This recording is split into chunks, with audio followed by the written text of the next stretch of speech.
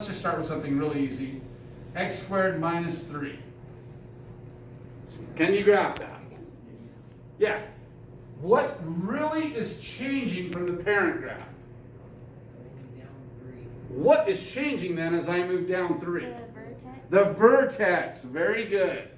The vertex is what changes. And the vertex is only going to change up and what?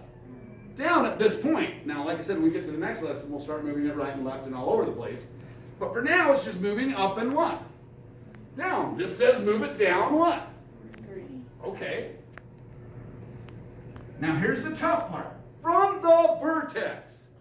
So many kids want to always mark everything from 0, 0, because that's what you've been doing your whole life, right? Don't mark it from 0, 0. From the vertex, I want to go right 1 and what? Up 1.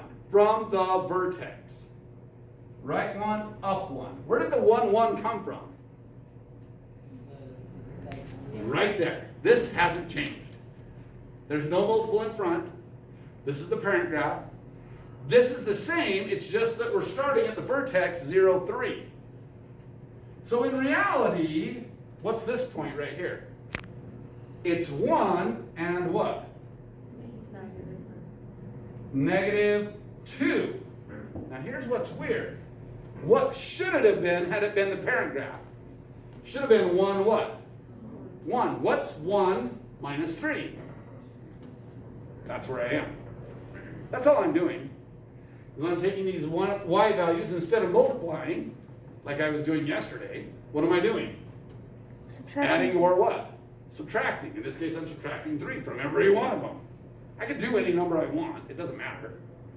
But I just subtract 3 from it. In other words, if I went over 3, see if you can think this through, what would the point be at 3 what would be on that graph? Who said 6? How did you figure it out? I just subtracted. You just subtracted 3 from what? It's not easy. I go over 3, I go up 6. 1, 2, 3, 4, 5, 6. That's 3, 6. Now from the vertex, by the way, has it changed? Is it over 3 up 9? Hasn't changed. It's over 3 up 9. I went over 3 up 9 from the vertex.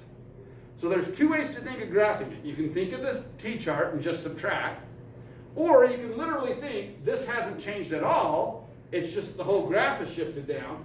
So I'm going to start there, go over 1 up 1, over 3 up 9. That's really where I'm at. Same thing in a negative direction. I like to stay symmetrical, so I pick the same value. So I'm going to pick negative 3. Doesn't matter which ones I pick, by the way. No, but I just like it to be symmetrical, then it's easy to make sure my graph looks symmetrical. So I'm going to say, okay, I'm at negative 3 what? 6. I'm at negative 1 what? 2. Or negative 2, sorry. Negative 2. And boom, those are my answers. And then I just graph them. Connect them. Oh wow, that was kind of not good. Okay, and that's all you get. So it's nice to have some graph paper just to give you the grid. But even if you don't, is it really that hard to graph? It's not really that hard to graph. All we're doing is moving up or down. Okay, let's try one a little bit harder now. Let's try this.